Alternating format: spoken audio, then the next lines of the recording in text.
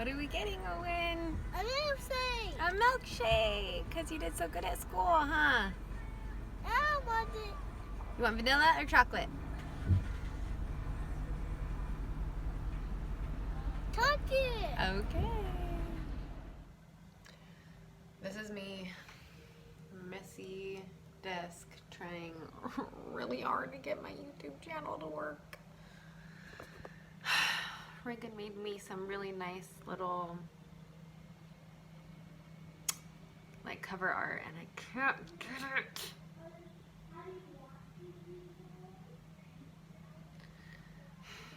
Wish me luck. So we're totes having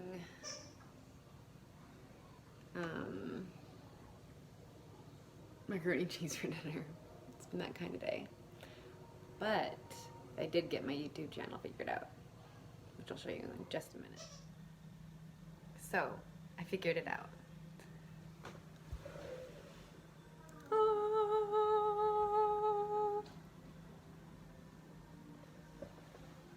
I still have some more things I need to figure out, but progress.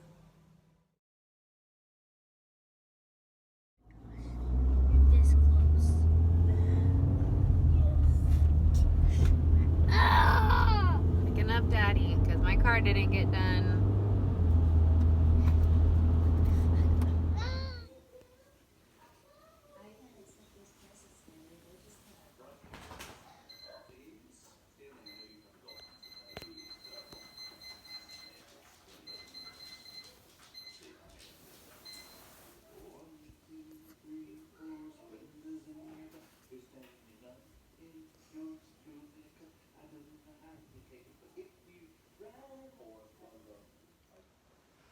Good morning. It's Wednesday the 18th. There's those cuties. We have a dentist appointment today, so Nate's not going to school until a little bit later. I think we're gonna hit up Chick-fil-A for breakfast because my car didn't get fixed from the shop. So we have to take Daddy to work again. Is Frank getting your foot? Yeah, you can play with him. Go get him. And then I'm gonna come home and work on some face work. I've been told to look at this little dot. I'm really bad at it. Do some face work and then group therapy tonight. So that's the plan so far.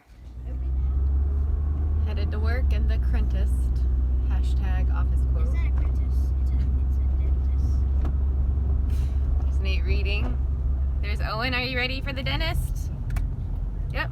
All right, we got this. Taking Daddy to work again.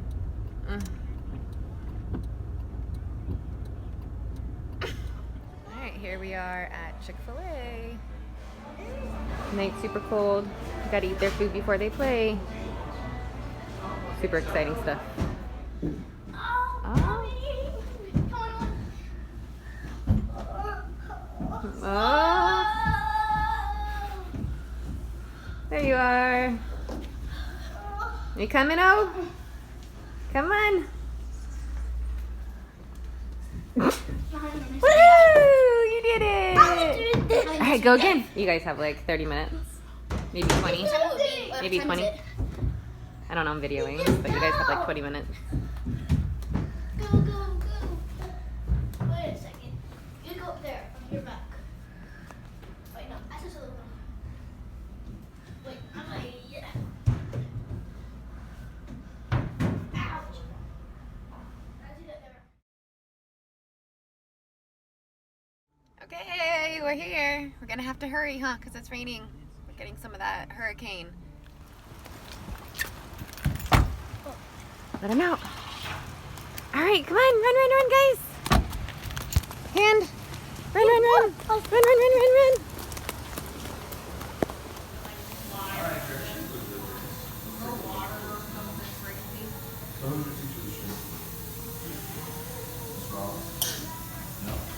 Good job, Owen.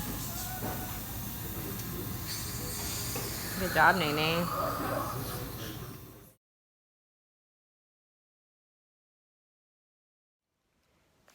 We're home, holding Frankie because he screams bloody murder. If you don't, when you get home, don't ya? But we went potty outside like we were supposed to. Where's the dot that I'm supposed to be looking at? Oh, I love you.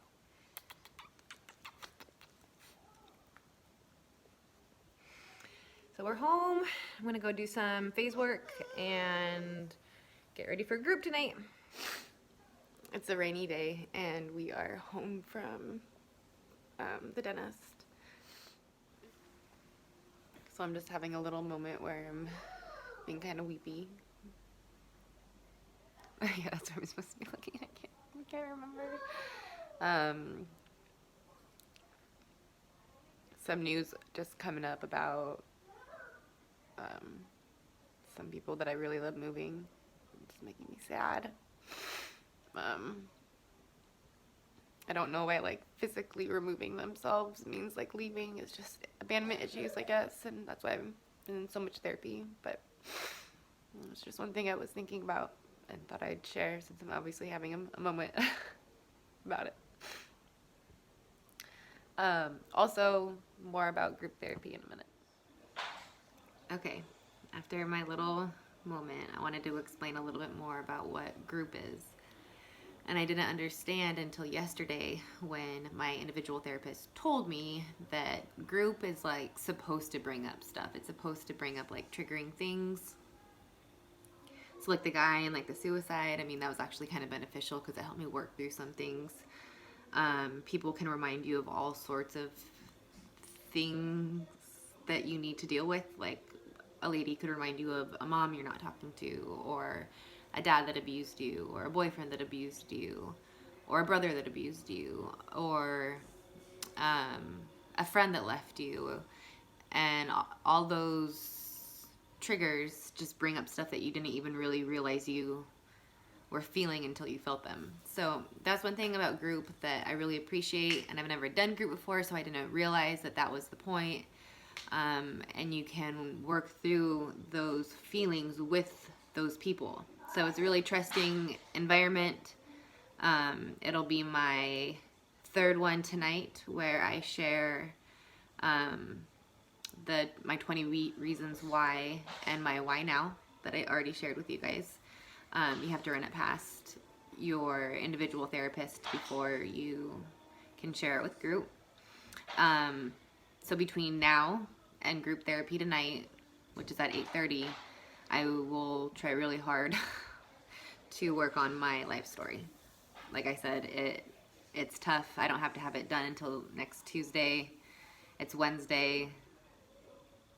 That might, I don't know, that might make me procrastinate more, but I'm going to try really hard to get that done. So, TBC, group tonight. Okay, the last thing that I'm going to do before I wrap it up, this video, is going to be a shorter video, because the next video is just going to be my life story, and I'm just going to dedicate it to that. But I wanted to give kind of an, like a little preview, and this is something I wrote back on October 14th in 2016, when President Trump was running for president. And this was like with the pussy grabbing comments. So I just wanted to read it to you. It kind of gives you a really, really brief life story, and then my next video will be the 5 to 7 page one. So it says, warning, graphic, triggering content. Mama, Yeah. Faith just peed in your room. Okay, I'll go clean it up in a minute. Go play with him. The dog just peed. Because I'm vlogging, of course. So I just wanted to read this and leave it there for now. But it says, warning, graphic, triggering content. So if that's not your thing, I'd probably click off now. This pack, and so this was right after the pussy grabbing comments came out with Donald Trump. It says, this past week has left me feeling suffocated, small, meaningless, voiceless, invisible, afraid, and angry. The last time I felt this amount of panicked confusion, I was 14 years old and being assaulted by my father. You see, this morning I woke up from yet another nightmare where my father, Michael King, was hurting me. This time he was fondling my 5-year-old labia while I was on his lap watching the nightly news. 3 nights ago, I had another nightmare where he had taken me out of the shower to see how my body was developing and, determining I was a woman, laid me down, still soapy from the shower, on the hard, cold, slippery bathroom counter and proceeded to break my hymen with his finger. And after succeeding, left me bleeding, crying, broken on the counter.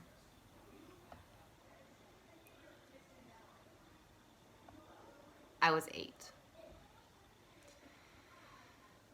A night before that, it was the time my mother allowed him to rape me in our home sunroom during broad daylight, accepting the excuse that he had to teach me about boys. I can still remember focusing all my attention on the Rocky Mountains, standing majestically, protectively in the horizon, but just out of reach. And only 2 nights before that, I dreamt of the time he took me to a hotel room just over the Montana state line and sprayed Lysol into my 13-year-old vagina after raping me, while a woman named Sue Kreitzer, my designated handler, watched silently from the corner. I woke up crying in pain and panic, initially rejecting my husband's attempt to comfort me, as the last thing I wanted in that moment was to feel someone else's hands on my body. I get to relive all these experiences often in my dreams, continually, consistently, and unrelentlessly haunted by the ghost of my father, who killed himself in 2002 while out on bail. He overdosed on his heart medicine in a King Soopers parking lot. His picture keeps popping up. He killed himself in a who killed himself 2002 while out on bail. He overdosed on his heart medicine in a King Soopers parking lot inside of my brother's red Neon. He's dead, and boy, I'm grateful for that. But what he did to me is not. The damage he has done is still alive, festering, and excruciating. And it's an exhausting uphill fight every day in my life to reclaim who I am. Every single day, folks. And that's how it's been for a while. Healing from serious sexual trauma requires one to go inward, unmasking trauma and ceasing all denial and repression, allowing your body and mind to remember. This facilitates truly letting go. It's hard work, but I'm up for it, since I'm not content living within the framework of all this pain. We, as survivors, deserve so much more, and so we fight for a better reality for ourselves, working constantly to free ourselves from the chains of PTSD and wounds the abuse created. And I've been fighting this with the hope that the other side is better. That the world is actually better than the one I was born into. That the man my father was an anomaly. That I'm safe now.